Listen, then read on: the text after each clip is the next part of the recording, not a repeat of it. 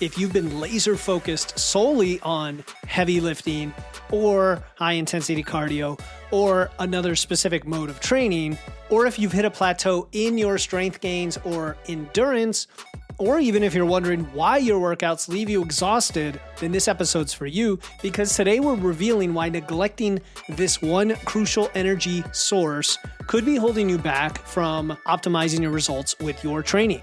Using principles from power systems engineering, we'll explain how your body produces and uses energy during different exercises. You'll discover why a balanced approach to training might skyrocket your performance, and how to design workouts that build strength and stamina more effectively than ever before.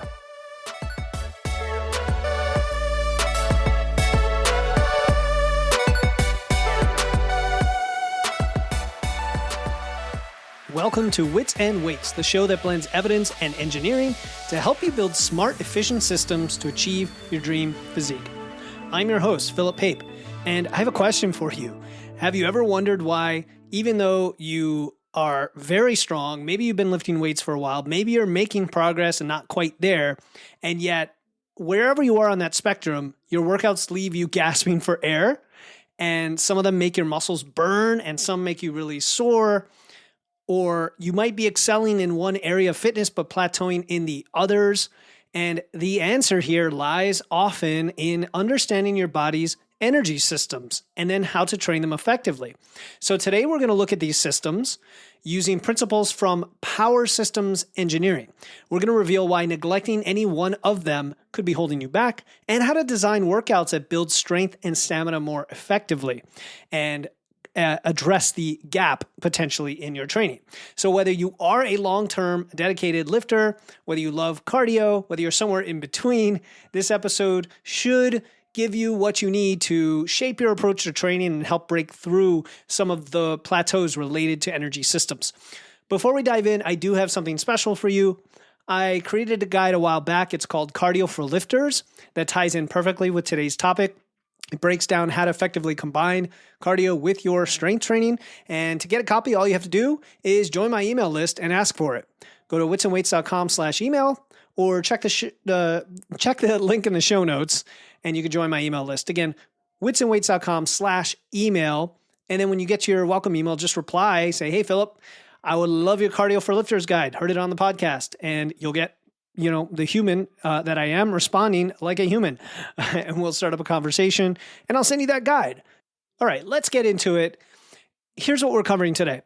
We're going to talk about the three main energy systems in your body, and then how power systems engineering is a really good analogy to understand why they are important and how they work physically with your body's system. We're going to talk about why neglecting any one of these could be the thing holding you back, not necessarily getting better at the thing you're already good at, and then how to design your training, your week, your sessions overall to tap into those energy systems effectively, and a little bit of a surprise near the end as to the result of doing this. All right, let's talk about power systems engineering. So this is the world of electrical grids, power plants, where engineers have to balance different energy sources for the different demands, right? You have a house, then you have a street, then you have a city, you have a whole region, maybe the whole country, relying on all of these energy sources. And for example, they'll use immediate high-power generators to handle these big sudden spikes, these huge spikes and draws in energy. They have intermediate power sources for kind of the sustained ongoing needs of the energy. And then they have what's called base load, which is the constant long-term energy provision. So you could think of these as three different systems where your body actually works in a remarkably similar way. And I'll admit, sometimes I make these episodes and I'm stretching a little bit to tie the energy system or the engineering system to either your approach or your body. And in this case, I think it actually works really well to imagine this. So think of three distinct energy systems in your body, just like the three power systems that a power provider would use, energy provider would use to power up a city. The first one is called the phosphagen system, ATP-CP, and that stands for adenosine triphosphate, creatine phosphate, which honestly, you didn't need to know that, but I'm always interested in what acronyms stand for. So again, this is the phosphagen system. This is your body's equivalent of a high power electrical generator. It provides immediate explosive energy for very short durations. We're talking 10 to 15 seconds max. And this is the system used for heavy lifting, for sprinting, any activity that requires a sudden burst of maximum effort. So again, if you're a lifter, this is really important. And if you've heard of creatine as a supplement, and you heard me say creatine phosphate, there you go. There is the connection. Okay, so that's the phosphagen system. The second is the glycolytic system. And this is like your body's intermediate power source, right? It kicks in when the phosphagen system is depleted, which, as we said, can happen very quickly. And then it provides energy for about 30 seconds to 2 minutes of high intensity effort. So think of activities like lifting weights for more than just a couple reps.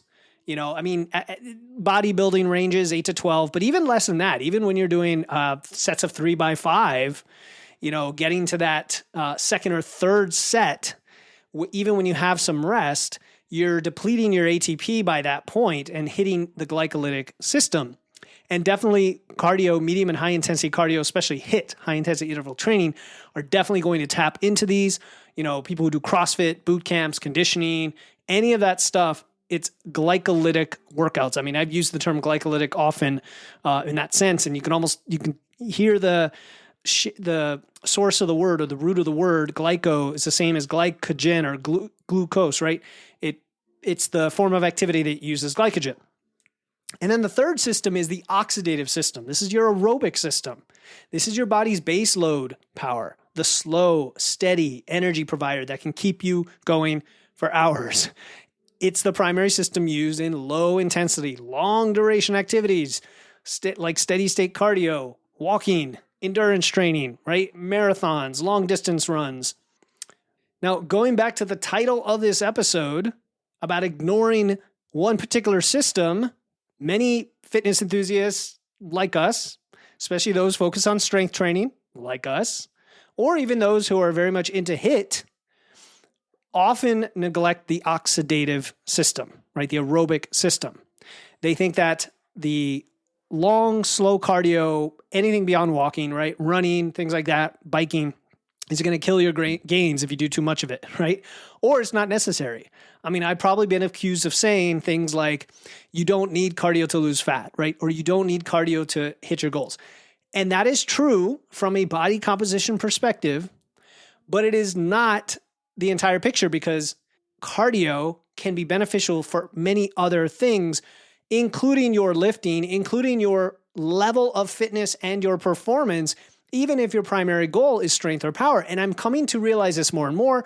And the more experts I talk to on the show, and the more my own experience plays this out, and the more of the evidence supports it, I am becoming a more advocate of this hybrid or at least concurrent approach to your training if you want to be well-rounded.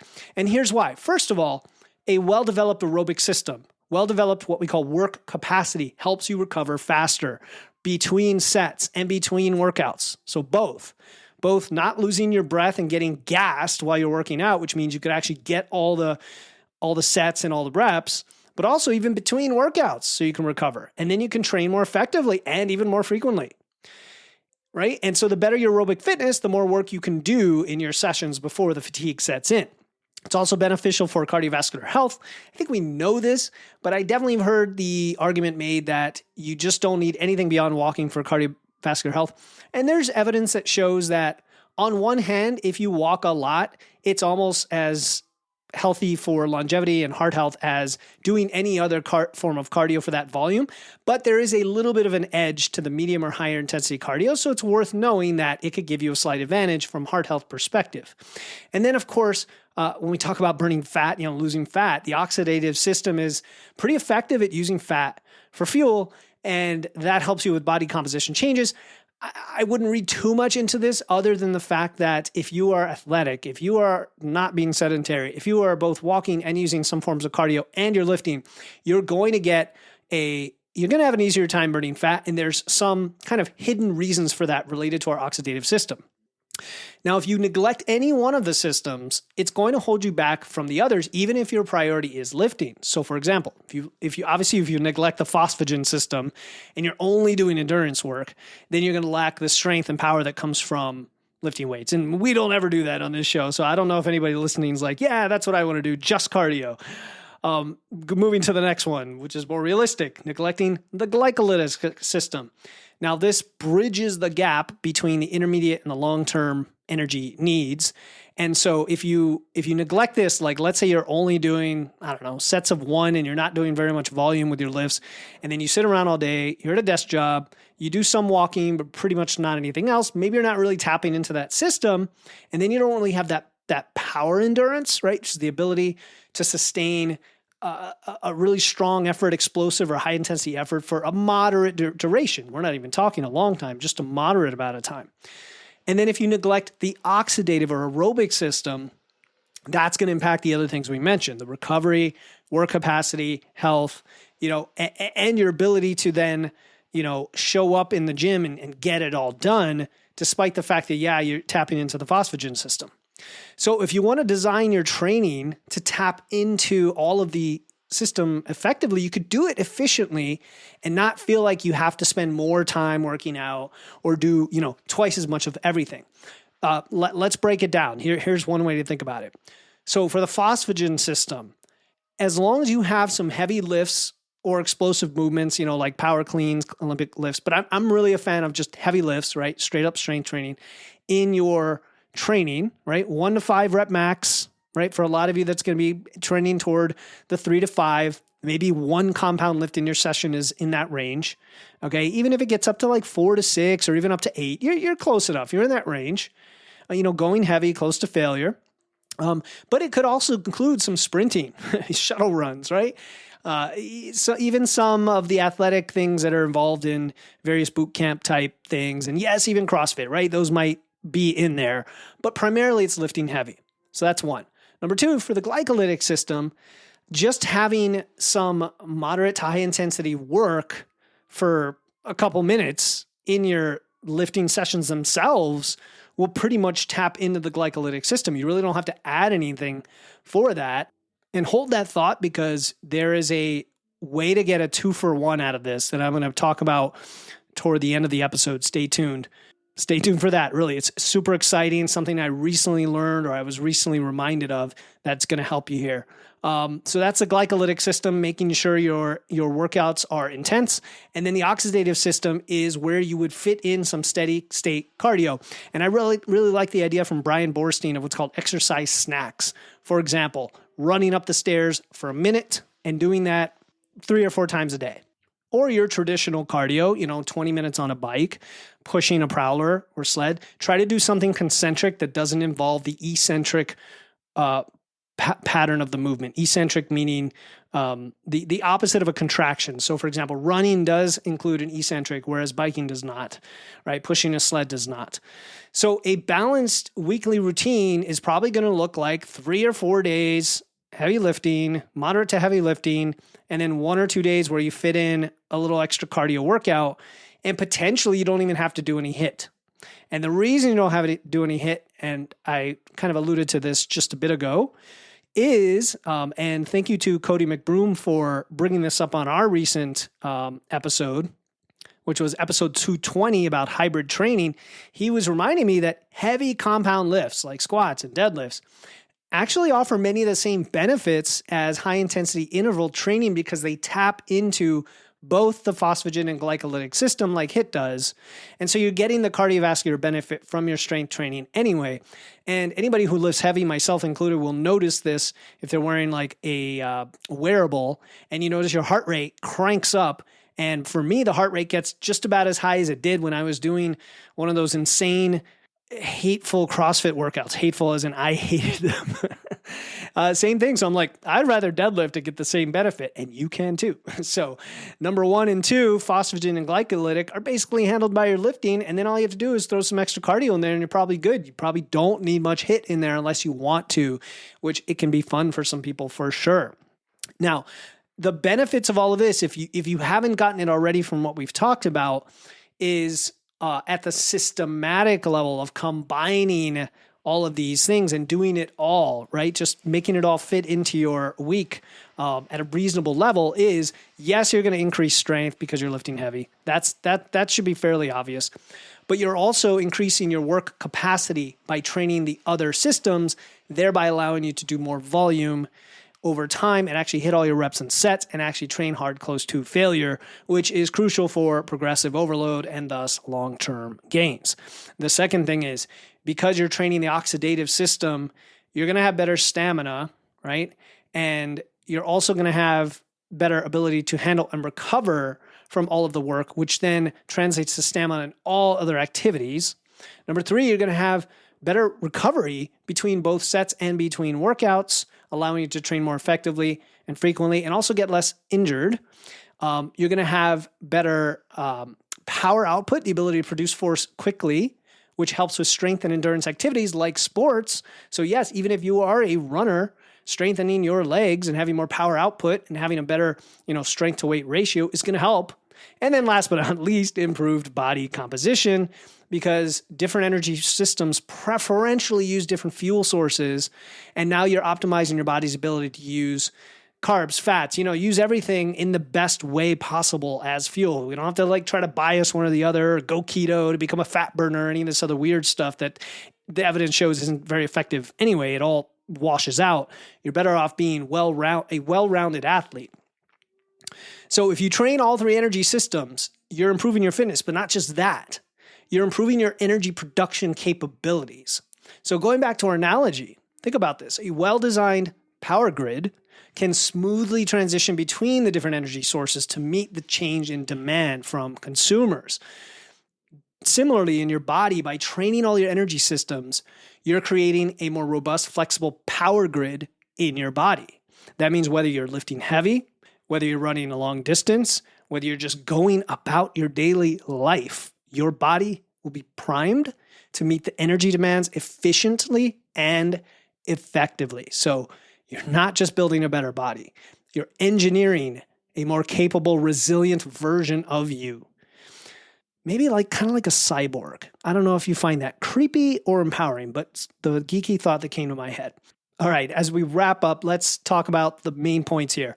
Your body has three main energy systems: phosphagen, glycolytic, and oxidative. Each of them is suited for different types and durations of activity. If you neglect any one of these, do it at your own peril, especially the overlooked oxidative system, because it could hold back the other things, even if those things are the priority for you. So a balanced training approach is going to lead to improvement in strength and stamina that all ties together. And now you have improved overall, what we might call metabolic flexibility. I'm not a huge fan of that term necessarily, but you get the idea. Now, we're not trying to overcomplicate your training. We're just trying to make sure you don't neglect any one thing. And you can do this all within a similar amount of training, because most of it is lifting, but then a little bit of cardio sprinkled in, and you should be pretty good. And now you're going to have some improved performance. You're going to have better results. You can have more efficient path to your goals. And honestly, that to me is more efficient when you're able to recover, rest better, use your fuel better, eat more, etc. All right, if you found value in today's episode and want to learn more about balancing your training between lifting and cardio, don't forget about the Cardio for Lifters guide that I mentioned earlier. To get your free copy, head over to witsandweights.com/email or click the link in the show notes to join my list. Once you're on the list, just reply and say, hey, give me that guide, bro. The Cardio for Lifters guide, and I'll send it right over. You definitely tell me what the guide is, or else I'll just have to guess. But I'm pretty good about guessing too. Again, go to witsandweights.com/email or click the link in the show notes. It will help you optimize some things that you may not be considering, and so definitely get the guide. Until next time, keep using your wits, lifting those weights, and remember that you are the engineer of your own fitness and your energy systems. This is Philip Pape, and you've been listening to Wits and Weights. I'll talk to you next time.